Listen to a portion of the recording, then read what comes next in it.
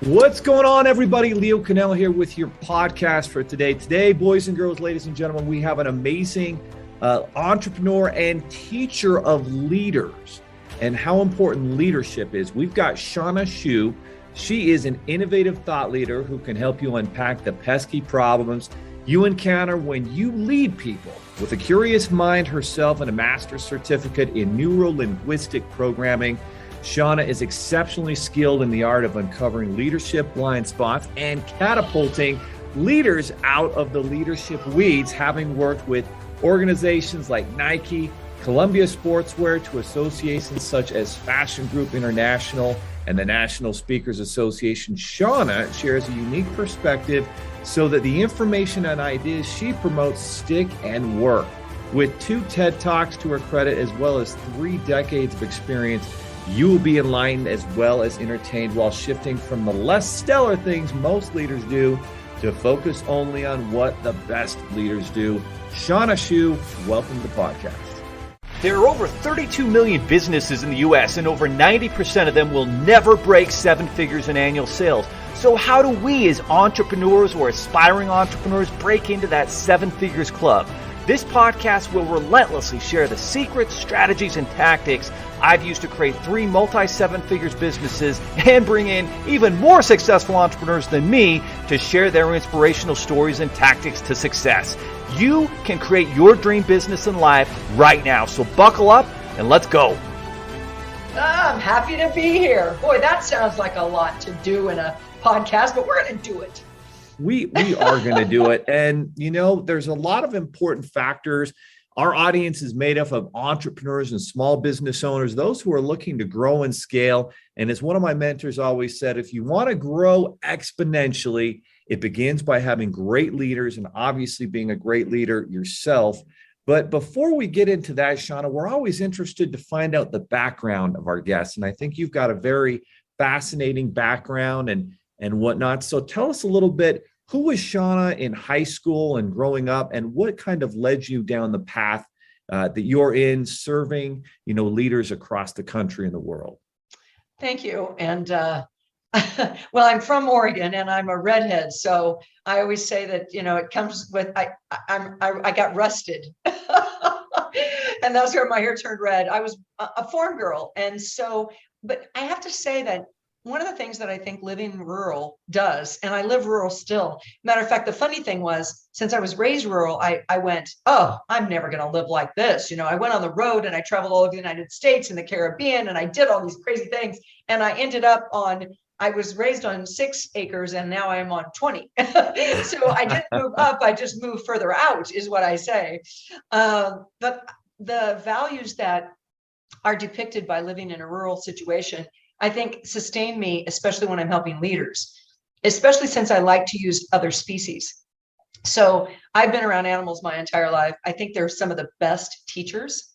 And I think it's a unique spin because I think a lot of leaders may be missing some of the lessons that are right in front of them. If they have a dog, let's say, or even a cat, that's part of their family household. So I did that. I've been studying my whole life. I think my mom and dad were always, you needed to be self-directed. And let's look at that as a leader. Like people will be put in a leadership position. I had a woman call me yesterday and said, but no one gave me any training for this. I'm feeling out of my league because I know my job really well and I'm a hard worker, but I don't have the skills, and how do you ask for leadership skills when you've displayed leadership, ability? And I think there's a big division. You're a natural leader, but I also think you need those skills. And that's where people like me and you come in, right? No question. I mean, leadership is so pivotal, so vital to growth. And when you have the leadership skills and some people maybe are born with certain, but a lot of it certainly can be learned. But tell us, when it comes to leadership, what are some of the values and principles that you feel are really vital and important that certain most successful leaders have? Obviously, there's differences in leadership, there's differences in styles, there's differences in personality, but are there certain values and principles that a lot of the most successful leaders possess? And if so, what do you think what are they? Are? Well, it was really interesting. An exercise that a leader can do, or bring in a facilitator to do it with you, is to really ask your teams and yourself too, what do you think the traits of a stellar leader are?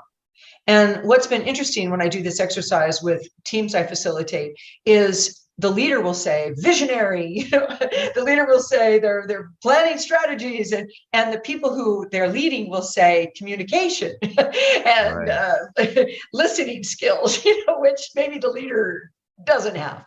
But in doing this work, I kind of looked up all these, what are the leadership traits from Forbes? What are the leadership traits from, all the different places that you look for leadership? And what was in really kind of unique and incredible was none of them had the same list, except for one word. And it made all three lists. I think it was Forbes and it was New York Times. There were certain lists online. Yeah. And the one word that made all three lists was empathy. Okay. And I thought that was interesting, that a leader, instead of making decisions as if there is no human involved, is empathetic to the people that they're leading. And I thought that was really kind of pivotal there. Yeah. And that's why I think sometimes when you have other species in your life, there's no other gift that we get in life like a dog, because if we get it as a puppy, we get to train it up, let it be in part of our world, our culture, our family. And then quickly it goes into an adult, which is how we learn to communicate with our teams. But we also get to help it at the end of its life. Mm. And this is it's a hurtful deal for us, but it's a good deal for us because it gives us all patience when we're teaching puppies. And then in the middle of adults, that if we don't have the kind of animal relationship we want, that's our fault. I mean, and usually it's because most leaders are inconsistent. Most humans are inconsistent. Yeah. And then at the end, going back into that empathy piece of really caring for something that gave you some good things in their life. Did that make sense, Leo? It does. It makes a lot of sense. As someone who hails from a small town now myself, from Beaver, Utah, 3,000 people, and a lot of farmers, a lot of rural area, there are certain small town values that transfer over. And there were some great leaders in my town that I learned a lot of things from. And you're absolutely right that incorporating and understanding how you care for animals is part of learning leadership skills. And oddly enough, in our office, almost everyone in here is a dog or cat owner. So we have a lot of dogs that come to work, and they're all extremely well behaved. We just don't have any issues with them. But there are certain ways in how you treat, your pets, how you treat other people. And so the key word you're using and noticing is empathy. So if you're trying to become a better leader, and yes, the vision's important, and yes, the overall direction, but what are some of the ways that you can become more aware of showing that empathy, to your team, to your employees? Well, the easiest one, and I say easy, but it doesn't mean that, or I guess it's an easy concept, but not necessarily easy to do, is really to become a questioner instead of a teller or a seller. Like so many times when I'm working with a leader, I told them to do this, and I tell my team, and they don't do it because they're not really asking. They're not asking for buy-in, or they're not asking. And so I say it's an easy concept because people will say to me, oh yeah, Sean, I'm doing I asked him. So I said, break that down for me. Well, they didn't do what I asked him, or they did this really stupid thing. And here's what I said. Or here's what I asked. I said, what were you thinking? That's not a good question. Or they're asking that puts other people on defensive. So even though the answer that you ask for is become a better questioner, but be masterful in your questions. And that takes thought, and it also takes intent. It's so funny that you point out that asking the right questions is so vital to leadership. And as the older I get, and going on 20 years of entrepreneurship, like asking the right questions is the key to everything in life. Like if you want to become a great salesperson, You can't come out and just tell the client, hey, this is what you need to do. This is the product, the solution. You need to do this, because people want to understand and they want to come to that solution themselves. But by asking them the right questions about what they're looking for, what they need, now they're in a position of you're asking them, and then they'll tell you, and now you can actually share that solution. And leadership, from what you're saying, is very similar. Instead of going and telling your employees, hey, I need you to do this, this, and this, and this, usually there's, some sort of problem or some sort of task that needs to be done. Hey, what do you think is the best way to accomplish this? Or, I noticed that our numbers have done this and we've seen a dip. Why do you think that is? What can we do? So asking those right questions is a big key. Wow. So guys, if you're listening at home, or you're listening in your workout or wherever you're at listening to this podcast, take that note, ask very good questions and think about asking those questions, and good things can happen. So what are some of the keys to forming these good questions? I'm glad you went there. You're a great interviewer. Because I liken it to the story of my dad. My dad was a builder. All of his life, he was a builder. And so he could, a hammer and nail, no one was better than him. He'd hold the nail and wham, wham, wham, wham. You don't want to see me nail anything. No, me neither. I bend the nail, I hit my thumb, I hit the wall. It's bad. So the concept of putting a nail in the wall is pretty easy. Becoming a master at it takes a bit. So with questions, one of the things that I have found is, what are you attempting to accomplish? In other words, instead of this happened, okay, what question? It's what's my intent? What do I really want from this person? And the best leaders, in my mind, are the ones that help their team uncover or discover it themselves. So that's when you stop and something just happened. Your question might be, walk me through your thought process here. Not, why were you doing this? Or what did you do? I would get away from why questions, because that could produce defensiveness. Instead, walk me through this.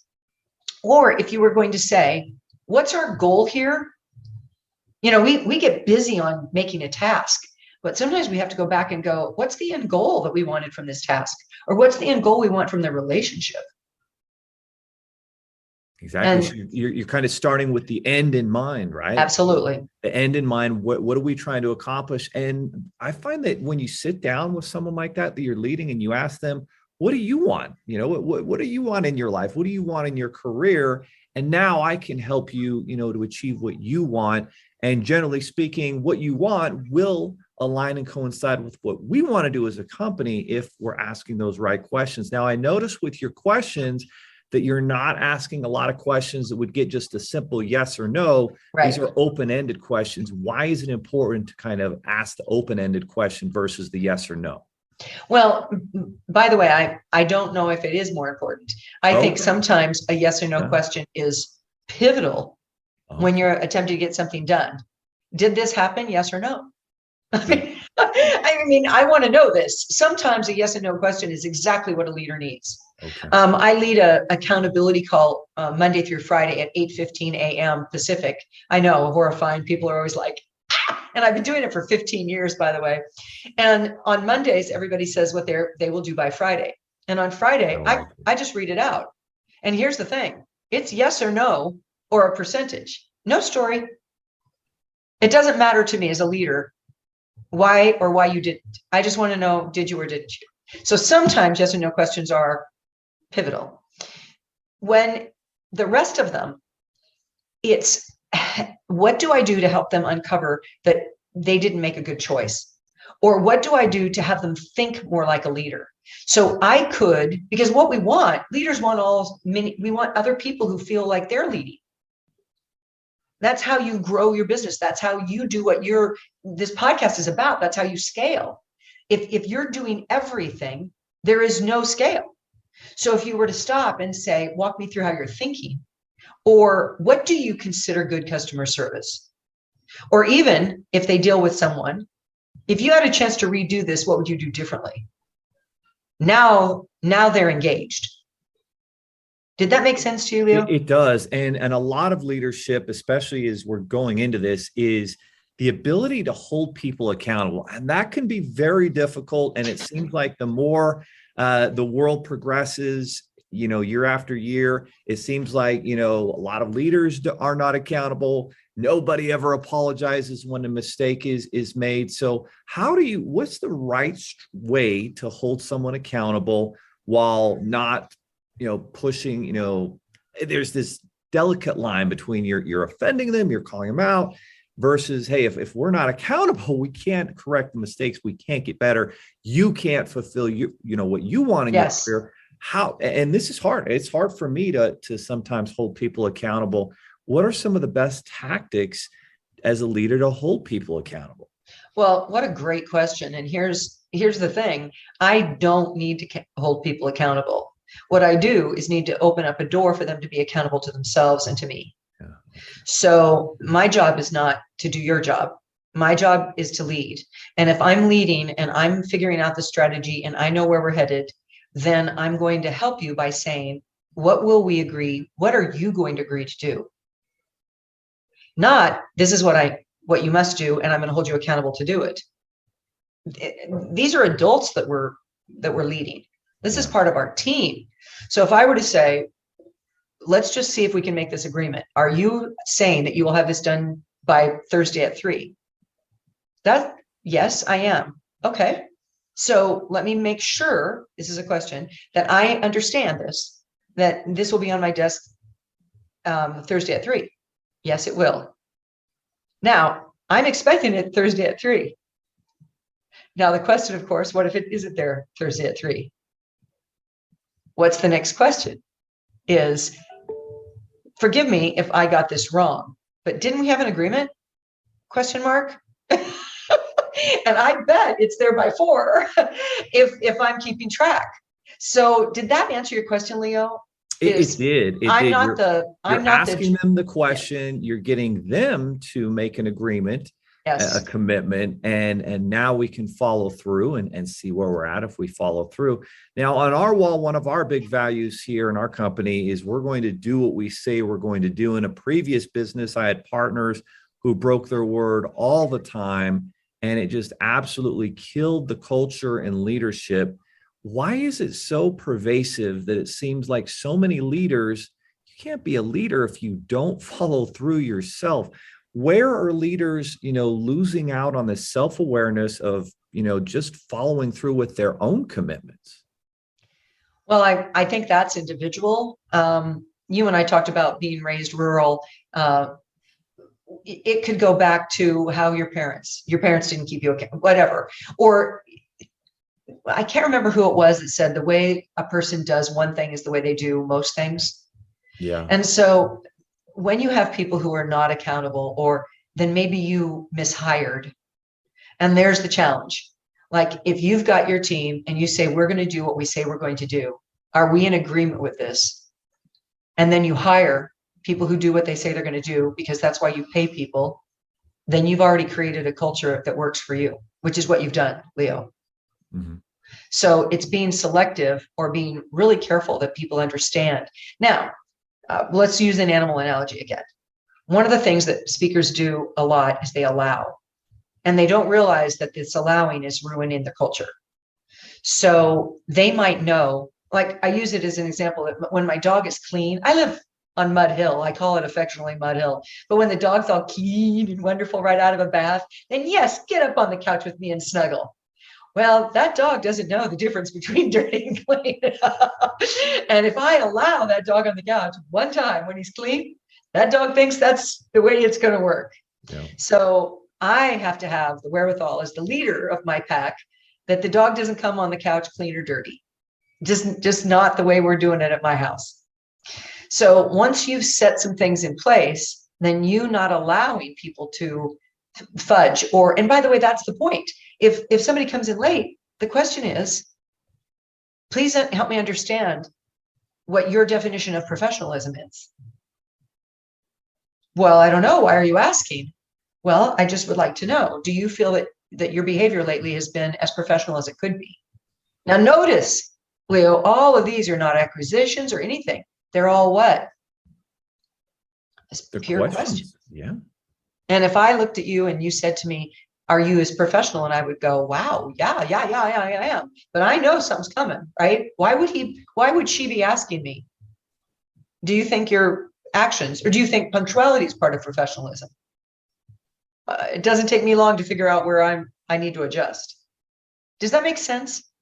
It does. Yeah. Instead of just accusing, instead of just Agreed. commanding, Yep. you're asking them a question and asking them to self-reflect. And sometimes they don't even realize it. Agreed. Right? But if they can actually ask the question and, oh yeah, you know what? I did make that mistake. And that's what's so key too, I think, as a leader. We started a new program within our community, and I had certain assumptions that I thought were going to work out with it. And it ended up that I was wrong. And so the first thing I did when we went live with our weekly meeting on that was, hey guys, I want to let you know that I was wrong. I made that mistake. Now, I think my wife and kids would like to hear me, do that a little bit more at home. So I'm trying to get better with that. But as a leader, when you can actually apologize and be accountable, now you create a culture of that accountability and so forth. Now, one of the things you talk about that I think is very fascinating is this combination of creating an inclusive team, yet still, making sure you're bringing in the right culture fit. What are some of the strategies to have kind of that inclusive team? Well, let's look at it again from an animal standpoint, that they accept everyone. There's not all breeds hooked together. If you've got a herd of horses, it doesn't matter what they look like or how old they are. They work it out. And so when you're looking at an inclusive team, there really is a shared philosophy or value that has to be recognized. So if we're huddling together or we're doing this, we have a vision or a goal that we're moving towards, then it doesn't matter about these individual preferences. We can come together because we all are focused in the same place. And I think that's what brings however, a lot of leaders don't look at that. They look at the hierarchical system where you don't need to know that because you're not in a position at this place. No, I still need to know that what I do for a living is part of the big picture. Then I am involved versus, well, I'm just this assistant. I'm just this receptionist. I'm just a salesperson. Or does that make sense? It is. So there's a real alignment between the vision and the mission. And from the very top all the way down to the bottom of the entry level, everybody understands that mission and vision. Well, yes. And sometimes the vision is esoteric. It's way out there, or we're going to become the most. So a lot of times a leader can help their teams by really bringing it down to each individual piece. Like, what is our goal with customer experience? Yes. Because if our goal is this big vision out here, well, customer experience is not as important as new product development, and you lose some things. So yes, vision, mission, but really and truly, what are those principles we're working on that we will actually do on a day-to-day basis? And that's the communication we have with each other, with our customers and vendors. So what does that look like to us? And there's a question in there. How do we want our customers, internal or external, to feel? Or how do we provide, I work in industries where it's frightening, right? Like the title industries or real estate. People are making gigantic purchases. They're scared out of their minds. Biggest purchases of their life. Yeah. But the people in the industry forget all that. They just have to get the transaction done. They just have to get the paperwork done. Why aren't and we stop and say, how can I make this customer feel safe? Now think about this for a minute. If I looked at this, how do I make them feel safe? Well, then I'm going to communicate it every step of the way. I'm going to compliment the fact that they're taking this risk. I'm going to do things that ease the process. But if I just say our goal, our vision is to, get this many transactions in a year or get this much market share, I forget all about the customer. I wanted to it's not just about vision is my point. Yeah, no question. Because if, you can have that vision, but how does that translate into my job and what I'm doing? And so making that very clear, what you need to be focusing on and what's going to help you will help us but yeah, they can say, oh, that's a great mission, but how do I translate into my daily tasks Yep. and job? And so giving them, that's that communication you're talking about, right? Yep. Very clear tasks, very clear outcomes in terms of serving the customer or even within the team and so forth. Now, one of the challenges, and you talk a lot about this in today's world as a business leader, is you have different people, different cultures, different age groups even. And we've started to have this. When we started out initially, we had a lot of 20-year-olds in here that are very tech savvy. And as we've had some other positions open up, we needed a little bit more experience. So we've got people much, in older, that are older, more experienced, but there are certain disconnects there. And so how do you bring all that together, those different ages and whatnot? And even the old adage, can you teach an old dog new tricks, is another big question. Well, and by the way, what a great lead in to what I'm going to say, because a lot of it has to do with your belief system. And you as a leader and your belief system spreads out to your entire team. So if you believe you can't teach an old dog new tricks, then you make that true. If you think that you've got mature people that don't know technology as well, you make that true. So I would start to question our limiting beliefs. One of the things I do as a coach is I'm a word watcher, and people will leak their beliefs. If you're talking to somebody who is feeling like they're too old to learn it, they'll say it. It'll come right out. And if you recognize that and start to judge them that way, you're in trouble.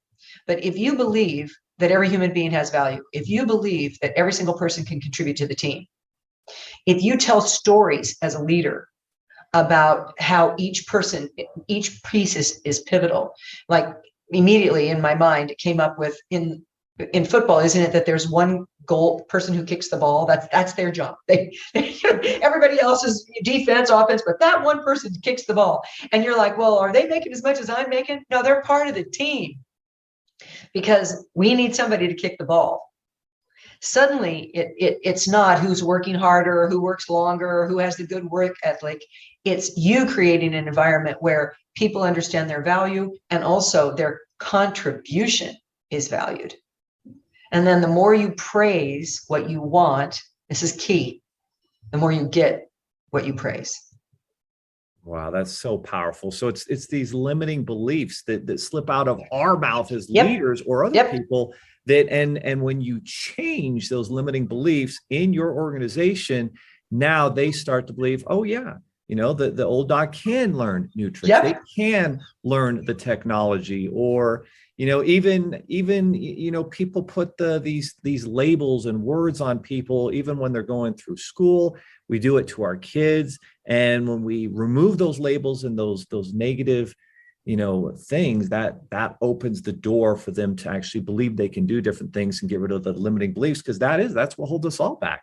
Limiting beliefs that are not true. They're so true. And what is a belief? And I remember hearing this, I believe from Abraham Hicks, and I always thought beliefs were truths. I believe it, it's true. And when I'm coaching people, they will say that, well, it is true. Well, it's just true right now. So if a belief is really just something that you've said over and over and over. Okay, so let's define belief. You just said it over and over and over. Well, you as a leader can say things over and over and over until they believe them. And we can also be negative over and over and over, and people will believe that. And I want to mention it with us as humans. When we say something like, I'm tired, we just say it often enough, we get more and more and more tired. I'm overwhelmed. You know what I mean? And we just get more overwhelmed. So even in that, you can tweak it. Like if I feel in my body, instead of saying I'm tired, what I really mean is I could use some rest. Now that's true too, but I'm not bringing everybody down with me. Or we can learn anything here, or we get to create whatever we want.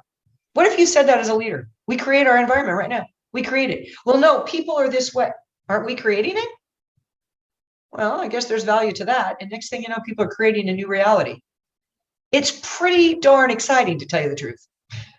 Guys, this is the power of neuro linguistics. And when you understand how powerful the words you're using, and just what even you're saying to yourself is creating, is self-prophesying what's happening in your life, And that's one of, one of our other values here is we're going to be unreasonably optimistic, right?